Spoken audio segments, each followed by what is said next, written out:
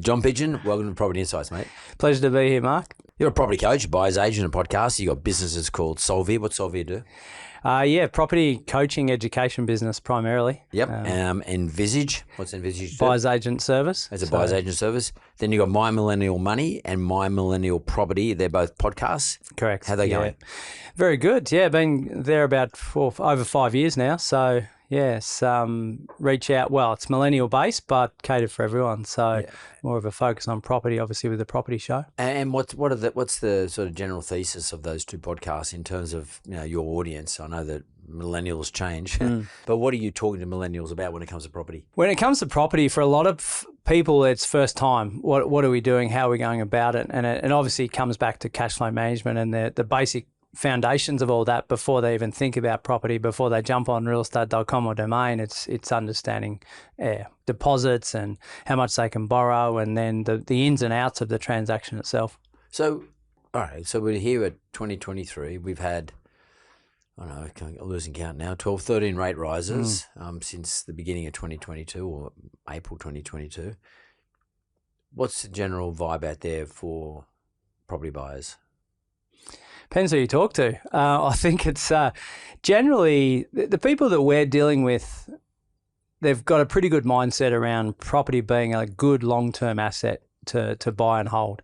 So their general consensus is, when I have the ability to borrow, I'm ready to go essentially. And then it's just the weeds of what the strategy might look like for them at the time. But I think generally speaking, there's a fair bit of fear out there, I think. Yeah, because the media keeps talking about it, as I do too, for that matter. I mean, there's not enough properties for people to rent. Therefore, there's long lines of tenants trying to get into a joint. As a result of that, landlords put rents up, which you don't expect that to happen when there's not enough demand relative to the supply. House prices still seem to be going up on a national basis, anyway, at least. Is there any argument to say that people who haven't already bought, who are just sort of at the beginning, maybe it's one of those people who go on your education courses, the Solvere course process, those persons that come in who just want to sort of say, well, what are we going to do about getting on the property ladder? Those types of people, that's a big cohort of people. Is there any argument to say that it's fair that they might be a bit despondent at the moment? They're thinking, well, shit, property prices keep going up. It's harder for me to borrow money because the qualifications to borrow money are increasing because the interest rates are going up. Will they ever get on the property market? It's definitely a concern for a lot of people, especially in Sydney and Melbourne, where property prices are at the highest around the country. I think for those who have got the right mindset and believe that property is the way forward for them from a wealth creation point of view, they just need to change the goalpost and say, well, okay, I'm not buying in Sydney at 1.3. I'm investing somewhere else at 600, for example, and just getting on the ladder that way. And I think that's the new norm. Yeah, that's interesting. And I've been saying that for years. Like, rent where you want to live and buy where you can afford. Yes. And affordability means how much you can borrow, really. It's a relative game. You're not going to be able to borrow more than you can afford because no one will lend you more than you can afford. So the lenders basically are telling you what's affordable by virtue of the amount they're going to lend you. Yes. And you know what your deposit is. Your deposit's always fixed. So what I mean by that is you can only save a certain amount of deposit. And even if you save for another month, it doesn't increase much. Yeah. Or even if you save for another year, a lot of times it doesn't increase that much. No. So your deposit is constant. The amount of money you can borrow right now is sort of fixed in that your income will only allow you to borrow a certain amount of money relative to your expenses. So therefore, hunt somewhere different. And because despondency comes about, my experience, is building an expectation up in your mind about what you would like. And everybody would like to have a place in Bondi or Coogee Beach or Clovelly Beach. Yeah. And if that's the expectation you create for yourself, you're going to be disappointed. So what do you say to those people in your seminars, in your courses? How do you sort of get them to turn their way of thinking around to perhaps thinking about buying a house in Adelaide for $600,000? Yeah, it's a great question, and it continues to challenge me daily. I think generally Australians are impatient. We want everything now, don't we? So I think it's stripping that back and saying, well, what's my highest values right now and going forward, and what sort of lifestyle do I want? Do I want to put more emphasis on now, or do I want an emphasis on 15, 20 years' time? Do I want choices to retire earlier or work 3 days a week? Or how many kids am I going to have? Where is it that I'm going to live long term?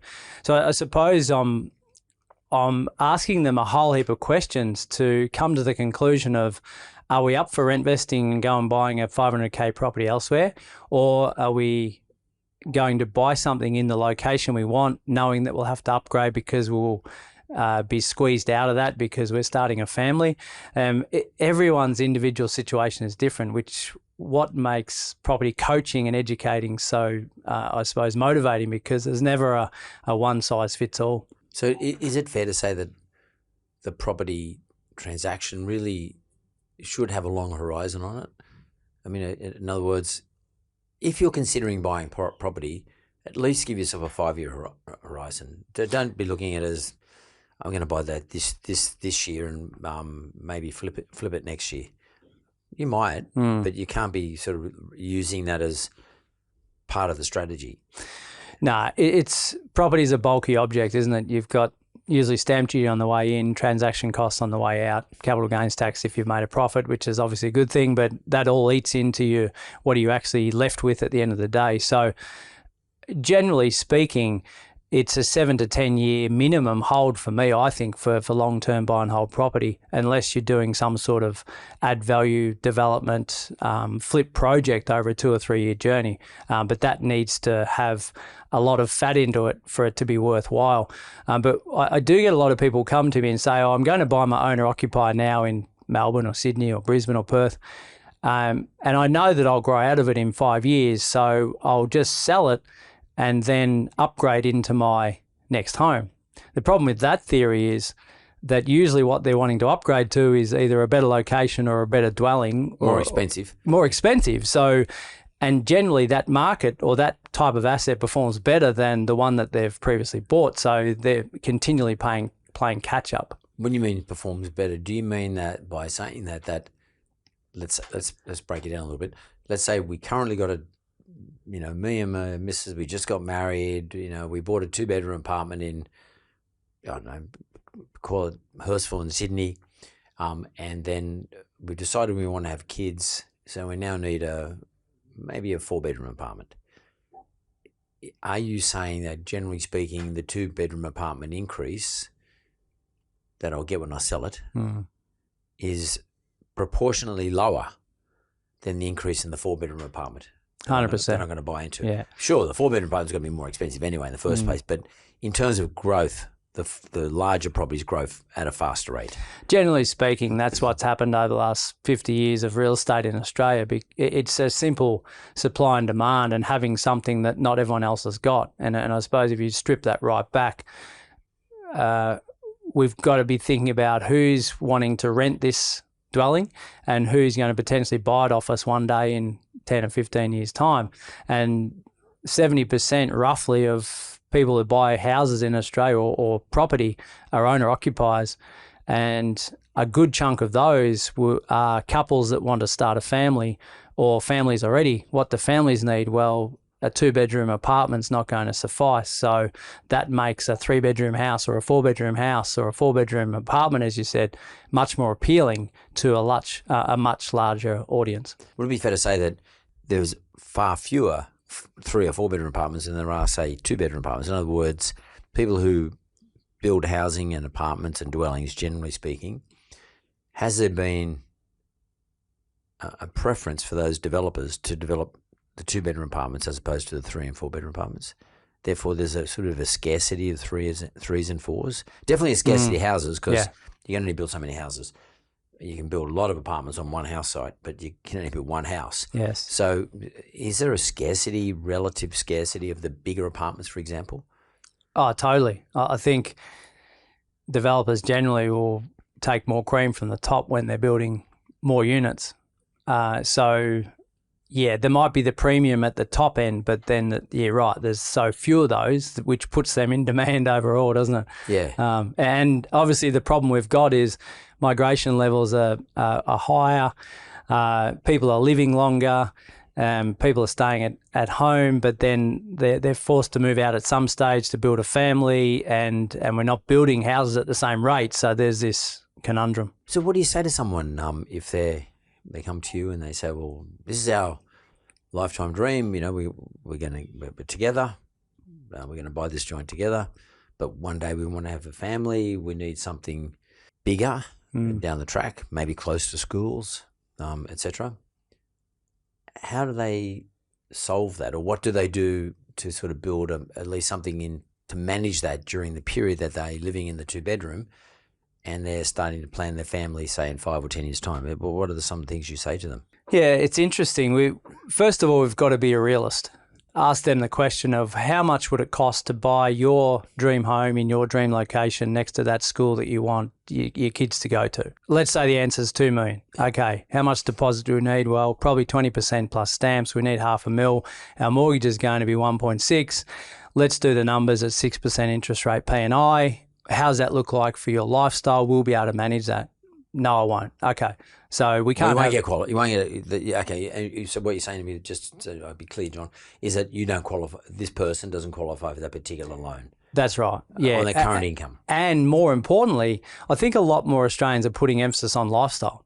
I want to travel. I still want to go out for breakfast. Like when you and I were growing up, there was no going out for breakfast and having coffees. Didn't exist. Right? So now it's a totally different world we're living in. So people still want all that stuff. Now with a $1.45 million mortgage at 6%, it's extremely hard to manage and see a way through. Is that me for the next 30 years? I have to be earning $500,000 a year to actually have some fun. And they answer their own question in the sense that, well, okay, no, that's not me. So what is my version? Well, it might be an $800K mortgage in a different suburb that's further out. No, it's not my ideal, but I'm on the journey. And I'll create a different version that's I suppose, linked to my highest values. And realistic as well. And realistic, yeah. And I gather so much passion from coaching people through that because it prevents them from buying real estate that they shouldn't have bought in the first place and having to sell it in 2 or 3 years' time and losing money and then saying real estate doesn't work. Well, real estate works, people don't. I mean, I just want to peel back a little bit on something you said earlier, just to get clear in my mind, about the despondency of people. When you have that realism check or that realistic conversation with them, that given your lifestyle, in other words, how much money you like to spend, and given how much income you earn and your capacity to earn more, you're more than likely should be considering buying something for $1 million on the example you gave, which is further out somewhere, not as opposed to buying the place for $2 million. Does that create a level of disappointment? Do people get disappointed, or they just say, "Oh yeah, okay, that makes sense"? The beauty of a Zoom call is you can see their facial expressions when you're talking to them about that, and you get a feel for what they're liking, what they're not liking, and I think if there's some despondency there, we say, okay, well, what's the alternative? Well, the alternative is we rent where we want to live, like you mentioned before, and let's go and invest and buy 2 or 3 properties, put some money into shares, build up your super and create some wealth that way, but have some lifestyle choices because you're renting in the location of your choice. And it really comes down to dwelling or location. Which one's more important to you? And 9 times out of 10, most people say location. Yeah, it's interesting. When you said rent where you want to live and buy where you can afford, that type of scenario. In order, I often said this to some people, in order for you to ultimately live or own where you want to live, what you got to do is every couple of years buy another joint. Now that relies these days on 2 assumptions being made. The first assumption is the equity in the first place is going up. In other words, as the increasing property market. But the other assumption that it makes is that your wages go up or your income goes up. Mm. What is the sort of rhythm, the most valuable rhythm that you see in terms of people adding to their portfolio? Is it like once every 3 years or once every 5 years, or what's a good rhythm to expect or try and aim towards, have as a goal? For me, it was always, the aim was every 2 years to get back into real estate, and whether that be with new cash savings or equity from the previous property. Now, it might be a little bit harder in these times. Property prices are a little bit more expensive. It comes back to risk profile and mindset. I met someone last week who wants to buy 10 properties, right? And 10 was just a figure for him. And we stripped it back and said, well, is the leverage to real estate more important than the number of properties? Because that means 10 property managers, 10 hot water systems that can blow up, etc. What if we went and bought 3 properties to the same value of real estate of what the 10 would be, much easier to manage, and arguably higher performing properties with better growth over the long term, you get the same result, if not better. It's mindset and then the ability to forecast how much are we saving each month and what can we assume that property will do year on year, and then reverse engineer that. So because in the old days, what used to happen, you used to go to these seminars and people would be talking about, look, negative gearing, buy one property, it's going to go up by a percentage. You can borrow against the equity. And back then, no one really checked your income. I mean, it wasn't really, and they definitely didn't check your expenses. No. They just looked at your income, didn't look at your expenses at all. But the world's changed a bit now. Like lenders are much more scrutinizing than that, and they look at your income and they look at your expenses. They verify your income. They don't always take 100% of the rents that you receive. Some of the lenders only take 80% of the rents you receive because they make the assumption the tenant might move out and you mightn't be without a tenant for a couple of months. Mind you, that should never be an assumption these days because the tenant moves out, someone will jump in tomorrow afternoon, given the current market, and pay overs. But generally speaking, that's the view that landlords take. Building a property portfolio is not that easy. It's got to be well managed and well thought out, and you've got to have, again, realistic objectives, and over what period of time. Like the example of the person you mentioned before, someone's probably just said, "Oh, I've got 10 properties." He'd probably heard, "Well, that's a pretty good thing. I wouldn't mind having 10 properties." But you're right. You're better off having 3 properties to the same value with only 3 hot water systems, etc. Yeah. Because things go wrong in property. So what are some of the things that can really cruel the excitement of owning an investment property? Like, what are the sort of things that obstacles that people aren't aware of? Like, is it maintenance? What are they? If you've got a pool in the property, is that you have to, or you got a big backyard with lots of grass and trees. I mean, what are the sorts of things that can cruel the excitement of owning a property as an investment property? I'm talking, not as an owner-occupier. Yeah, look, there's hundreds, isn't there? It based on your mindset and your what your expectations are. And I think a lot of people don't invest in real estate because of the fear, right? That false evidence out there. So, and when I'm coaching clients, I'll get them to tell me the top 3 biggest fears or risks that they see of investing in property, and let's counteract that. Okay, so my tenant trashes the joint, right? We've got insurance. My tenant moves out and my place is vacant for a period of time. So, all right, let's look at the 20-year average of vacancies in that suburb. How does that look? Okay, it's at 2% average, so let's factor in 3 weeks of vacancy and we should be close enough. I think it's the little things that may go wrong from time to time, but essentially when you're buying real estate, it's not foolproof, but building and pest inspections, things like that you can cover off on and look at a property and say, well, okay, it's like a 60-year-old body. There's going to be some wear and tear, but how much? Let's do an autopsy on it through getting a building and pest or a health check through the doctor. Same sort of apply. Do you provide your clients with a checklist of all the things that they should be looking at? When they're buying? When they're buying something. Yeah, absolutely. Yeah. So we go and look at right down to the nth detail, a pre-unconditional checklist and then a pre-settlement checklist and everything else in between, because we've educated them up to that point where they're now ready to put offers in on properties. So that's before they put the offer in. Correct. Yeah. So you sort of say, look, here's a checklist. Client, before you make an offer on this property, these are things you got to check out. Yeah. That's not. Then this is when you're not acting as a buyer's agent. This is just when the client's doing their thing. Yes. When someone says, "Oh, stuff, this is all too hard," will you act as our buyer's agents? That's your other business. Yes. Do you do all that for them? Do you do all that heavy lifting for them? We do. Yeah, we do, and it's. This might sound counterintuitive, but it's not my preferred method of doing it because I'd rather teach them to fish because that's the power that they have, the knowledge to be able to pass on to their family or future generations, etc. But yeah, when someone's going through our BA service, buyer's agent. Yeah, our buyer's agent service, they will then look at all that. We'll look at all that for them and say, right, we're going to get a building and pest inspection on this. We're going to go through this checklist. Here's the checklist. That's what we've found. Okay, we're going to walk away from this because it's got a major defect. Or no, this looks all right. There's a few minor things. Let's factor in $1,000 over the next year to rectify those things, and away we go. Well, will you when you are acting as a buyer's agent, will you also have another checklist that goes, is it close to schools? Is it close to transport?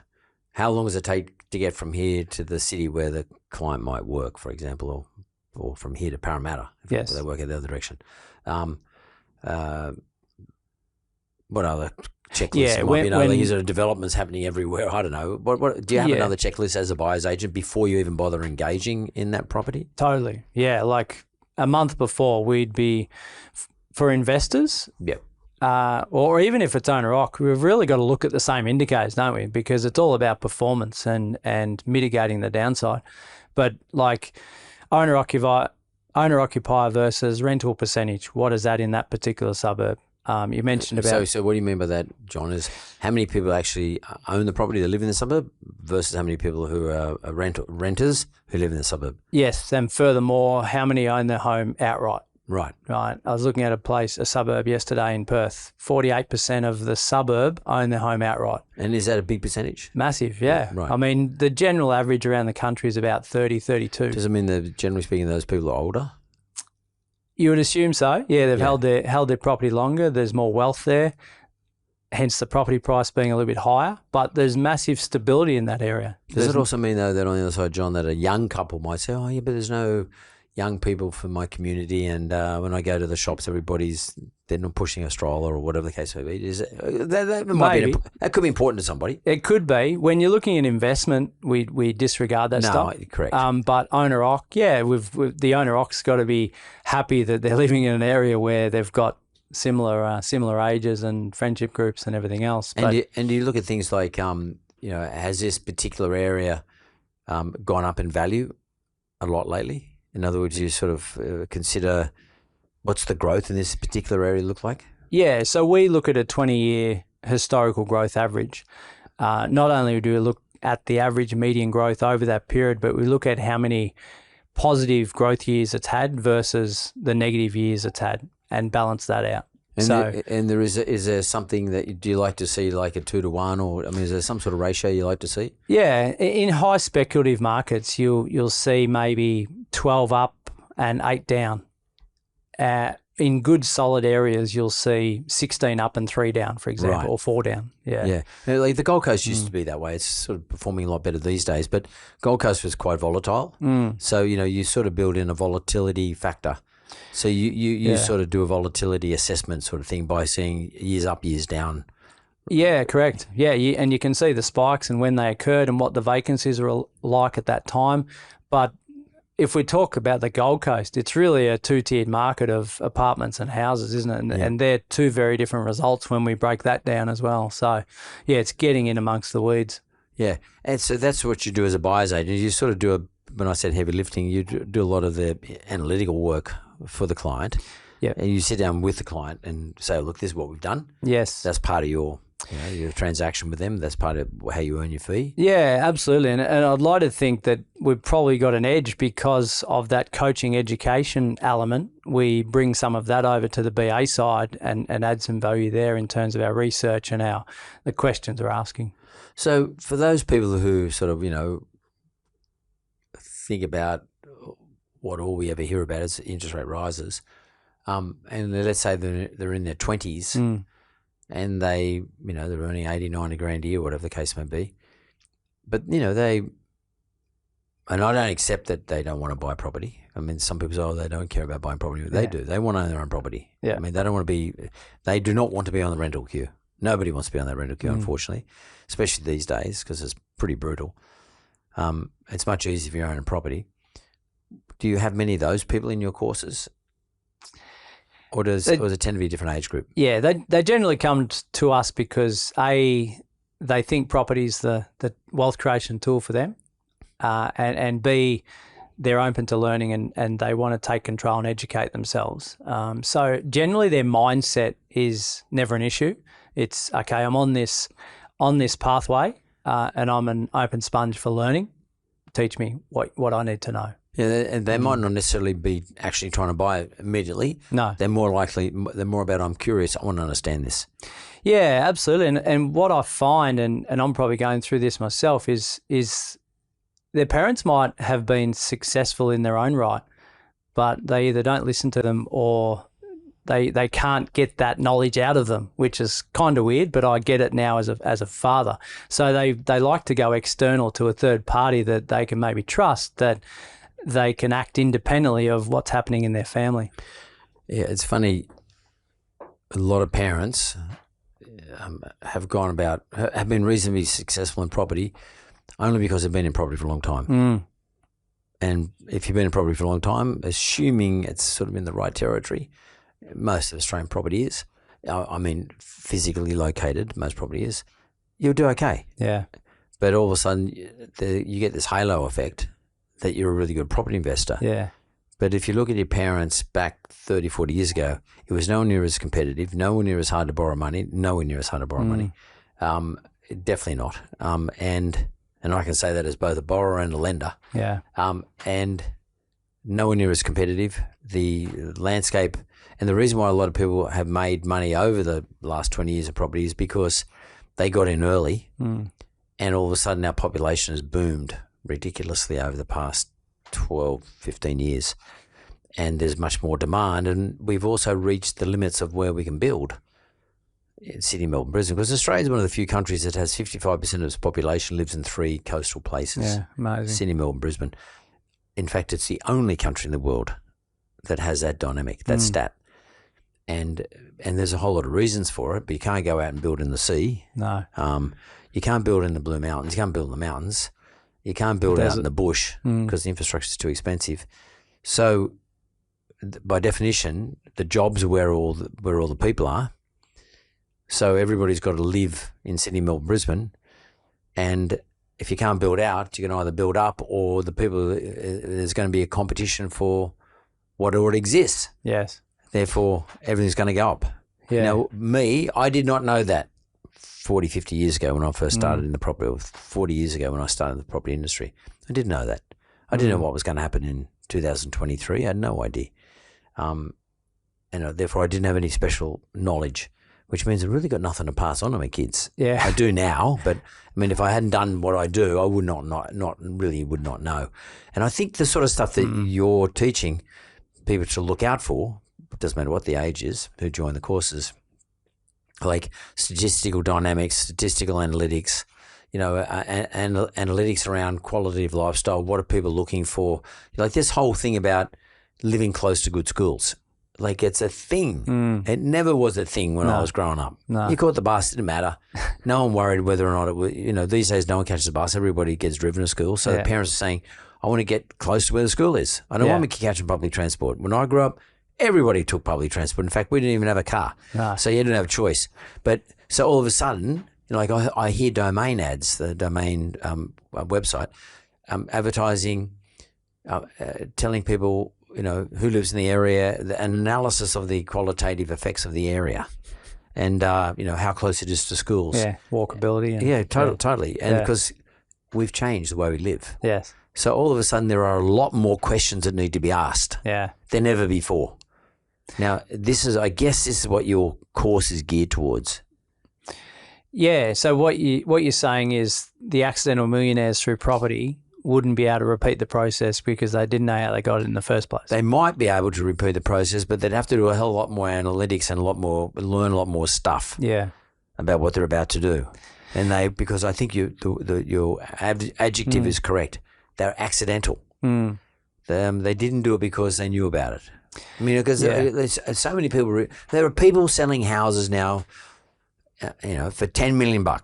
They bought it for $250,000. Yeah, and they bought it 30 years ago for $250,000, 40 years ago. Yeah, and there's no way that they're property experts. No, they just live there, but the place has grown that way. Yeah, that's a good point. And all of a sudden, the shopping centre's been put close by, and all of a sudden it's become quite close to the city because there's now a tunnel under the bridge. Yes. Mosman never had a tunnel under the bridge. No. Mosman's become much more valuable. Now you can get back and forth to the city much more quickly. Yeah. And also Mosman's become even more valuable now because people work from home. You don't have to come to the city as often. And no one can predict that stuff. And they're the qualitative things that people need to learn. If you really want to get into the marketplace, maybe we can't predict what the new qualitative things are, but you can look at what the old qualitative things are, the things that have grown up and evolved. That's why I think it's important for people to educate themselves. Yeah, totally. And it's actually, I agree totally with what you're saying. And I think it's actually gone full circle. Like I started investing in 1999 because my uncle said, as a bank manager, the wealthy people that walk through the doors are those that own land, whether they be farmers or developers or whoever it may be, or business owners. So I went and did that and just learnt myself through property magazines and talking to people and reading books and whatever else, drawing inspiration from everything, but having a mindset that was on the right track. And I think that's the number one criteria. But fast forward to now, we're in a situation where there's actually too much information. And how do I siphon it out to then make a decision that's relative to me? Because there's the next marketing person promising this and that, and there's stats. Like you go on Real Estate Domain and a whole heap of other online sources, and even the same piece of information that you're asking for has different results to it. So how do I actually get the correct one for me? Yeah, curation of the information is important. Like you can get frozen with too much information too. Yeah. So you got to have someone help you sieve through what's important and what's not important. Yes. Otherwise, you can get into it. You can get frozen and get paralyzed. You just can't make a call. You can't make a decision. Can I ask you this? And I've been thinking a lot about this lately. People go, "Wow, I don't really want to get a mortgage," but I think today a mortgage is actually an asset. And I reckon mortgage is going to be harder to get in the future, not easier. So if you've got a mortgage today, if you had a mortgage from 5 years ago, it doesn't matter what the rate is. I'm not talking about the rate.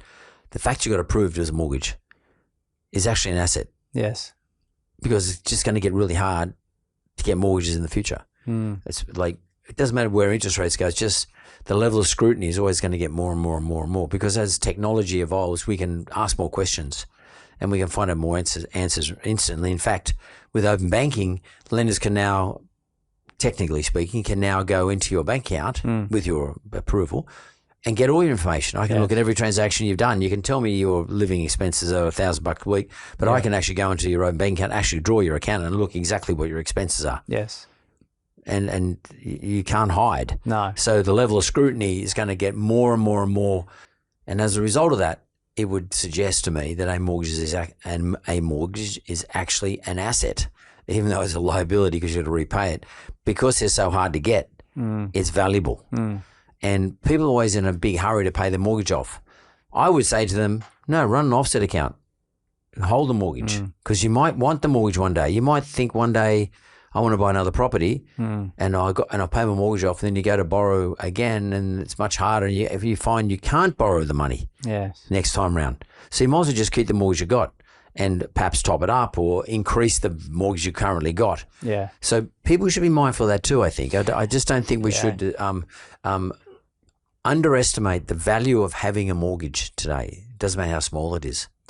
Yeah, no, it's a great point, and I think. Look, the banks will still lend, because if they don't lend, they don't make any money. So they'll still be lending. It's just who to and what for. And how much. And how much. And that's dropped dramatically, hasn't it? But you're right. Like, the great Aussie dream is to buy your own home, live in it, and pay it off as quick as you can, less than 30 years. someone this morning had a nice gift from a family member, and they wanted to put all that into one property, have a small mortgage, a manageable mortgage, and as an investment property. And then we spoke about, okay, well, the cash flow on that would actually mean you're paying tax on it. So that's maybe not the best idea. So let's strip that back and put some here and some over there.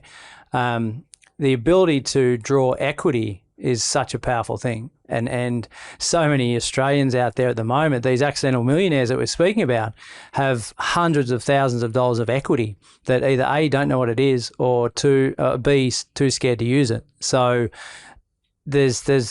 I think having a mortgage should be embraced and endorsed and not be in a necessary hurry to pay it down, but strictly analyse the cash flow element of your life and say, well, these 3 mortgages are costing me X versus the income coming in that's Y. Right, now I'm under control. This is how much I spend. This is how much I earn.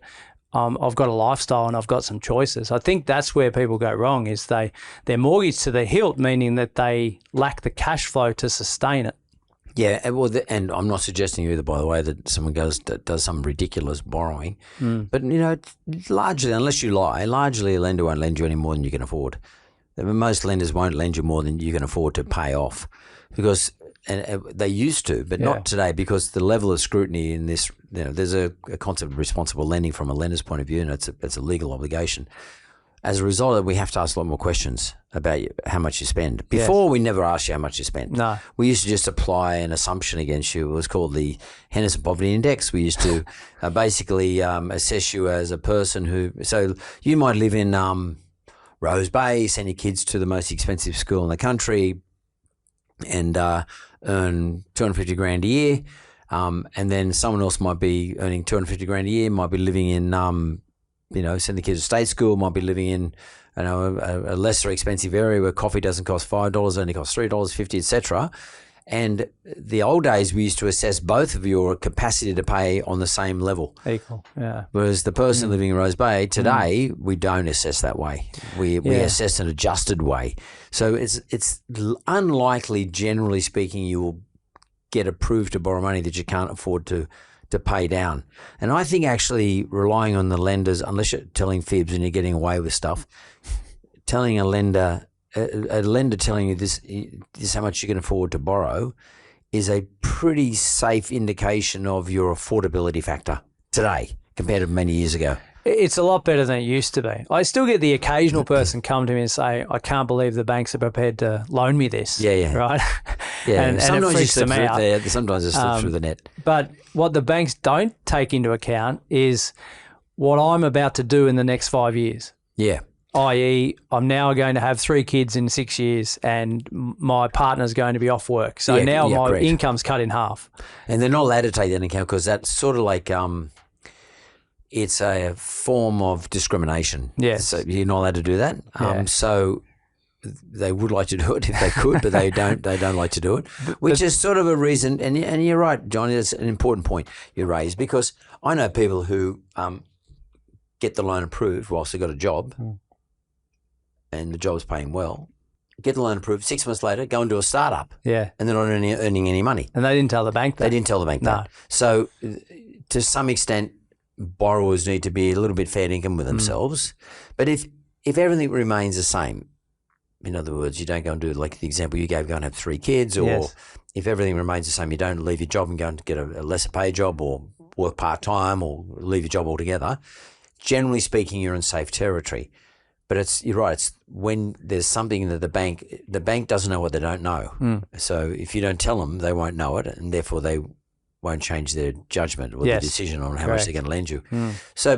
And I think mortgages are a valuable asset today, as well as the real estate. I think you should look at it people should look at it as a good thing and talk to people like you, work out what's the best way around this. I've got extra cash. Should I pay my mortgage down to nil, or should I keep my mortgage in place and just put the money in an offset account? And because there's so many features of loans these days, is ridiculous. Yes. Or should I just pay it down and use my redraw down the track if I need it?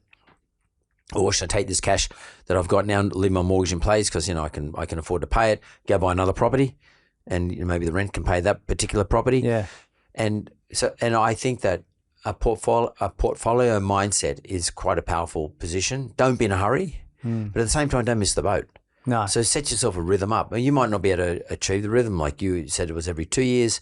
That sounds a bit ambitious these days. But like set yourself a rhythm and abide by the rhythm, or try and abide by the rhythm. But at the same time, don't. There's nothing wrong with being prepared to not meet the rhythm.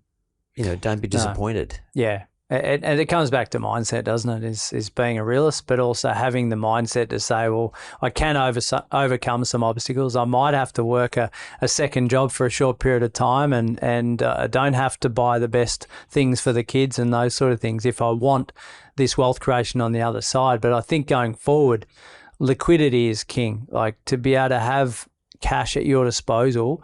And we've seen the last 18 months, you mentioned at the start of the show, like you've so many interest rate rises. Who wished they would have saved more or kept more money aside now in 2023, wouldn't have thought about it maybe in 2021. All of a sudden, things have changed a lot. So I think we've got to stay really cash heavy, and the likes of the offset account really helps with that. We hear this come out of the mouths of vendor agents, and we hear it come out of the mouths of buyers agents. And that is, it's a buyer's market or a vendor's market. What market are we in at the moment? I'd probably correct them all and say markets within markets around the country, like probably 12,000 markets. That's the complexity of real estate in Australia, just like the ETFs and shares. Generally speaking, you go to Perth, we're in absolutely a seller's market. It's hotcakes over there at the minute. Generally speaking, though, around the country, I think it's actually a balanced market. I think if you wanted to sell your home, there's enough buyers that will come along and buy it off you. There's no oversupply. The vacancy rates are extremely low. So I reckon it's pretty balanced, but I think that will change pretty soon, 2024. Are you expecting the last rate rise that we had in November? Are you expecting that these rate rises, particularly the last one, will start to bite in at some stage? They spoke about this mortgage cliff that really didn't occur. We haven't seen it play out yet. I think people, generally speaking, are saying the rate rise was going to happen, but it's the end of the road for rate rises and it's going to normalise, and there's talks of interest rate reductions in the new years at some stage. So I think most people, again, it comes back to mindset, doesn't it? But most people are starting to see the light, or the new norm that is. No doubt there's going to be some that didn't manage their money well that will be distressed and have to sell, but not to the proportion that I think the media talked it up to be. And so on that basis, would you say that the Reserve Bank's done a fair job in terms of the rate rise regime, and in order to try and achieve their dampening of inflation? Is that a loaded gun? No, not really. No, but I'd be interested to hear what you got to say. Look, a fair job. I don't mean a great job. Like, they're never going to do a great job. Okay, let's say a fair job. The thing that stumps me, and I'd like to ask you this question. It seems as though the government, the RBA's only response to curbing inflation is to lift interest rates. That's correct. That is the current position, that the government relies on the Reserve Bank to do all the heavy lifting. But there have been occasions when governments, and I've experienced it myself with the Labor Party in the 80s, when the Labor Party actually introduced rebates for the interest you paid. It was means tested, but they introduced rebates of tax when you lodge your tax return June 30. If you had a mortgage and you earned under a certain amount of money, you got a rebate of tax that you paid. So they introduced fiscal policy initiatives to help people out who were getting hard hit by the high interest rates during that period. And it was actually a guy, his name was Frank Crean, not Simon Crean, but Frank Crean, Simon's father, who actually introduced this legislation. It was during the not Whitlam period, it was during the Hawke period. And it was a great initiative. It was actually, I was one of the people who actually, took it up. It was it was relieving because the Reserve Bank was trying to stop those people spending too much money who had too much money. I wasn't one of them, but it was unfair that I get affected by that because I wasn't spending too much money because I never had much money. No. So therefore, they gave us money back. So they're sort of taking from over here and refunding back here. Yeah. And so I think, therefore, to answer your question, John, I think the current government, the federal government, could do more to assist in making sure that monetary policy is not as blunt an instrument as it currently is. Because it's the people who were worried about inflation affecting actually the people who are being most affected by these interest rate increases. Yeah. And it just sounds counterintuitive to me. And furthermore, the flow-on effect of that is people who are thinking about investing won't now because the holding costs are so much higher. Yeah. Like here's a radical idea. What if the RBA and lenders said, right, we're actually going to give you 1% lower to lend money if you're buying an investment property? How many more houses would be bought? How many more tenants would be allowed to live in homes instead of out on the street? And incentivises investors to invest the way they should be, not penalise them by putting an extra 1% on their rate just because it's investor. Yeah, we'll bring back the investor rate back to the owner-occupier rate. At least. Give them parity, which, by the way, did happen in one period there in the early 2000s period. Investors used to always pay more. Yeah. And then during that period, 2001, 2 or 3, that actually did happen, and then the investor market took off. It's funny that there's lots of different levers are being pushed and pulled out there. I had one the other day. In order to build more houses, you've got to get councils to agree to it. The reason councils don't agree to it, more density, is because they're going to get voted out. And that's what it all comes down to, popularity, and they don't like being unpopular. No. So, and if one person in one street, just one person in the street, objects loud enough and is persistent and consistent enough with that objection, you're more than likely will stop a development happening in that street. Yeah. Because if there's nothing in it for them, they're never going to agree to it. So there's got to be something in it for everybody. Yeah. Maybe the developer has to pay a contribution for compensation. I'm not want to put more cost on developers, or maybe there's a government impost. Yeah. But somebody's got to do something innovative in this regard to get more density in the city, because they're not going to start building out way out beyond the regions because there's no infrastructure out there. It's too expensive. The deals are not viable. No. Yeah, and governments are watching their back, as you said, thinking, okay, I'm going to get booted out if I do something radical. We can't, we can restrict migration, but we need skilled workers as well, and there's not enough of those. So, yeah, we could talk for hours on it, but... It's funny, I got misquoted the other day. I think actually immigration is a good thing. I think we need immigration. I'm the son of an immigrant for that matter, but I just think immigration brings so much richness to the country in terms of cultural and education, etc. I just think it does. But therefore, if we're going to allow that to happen, we've got to make sure it's done in a measured way.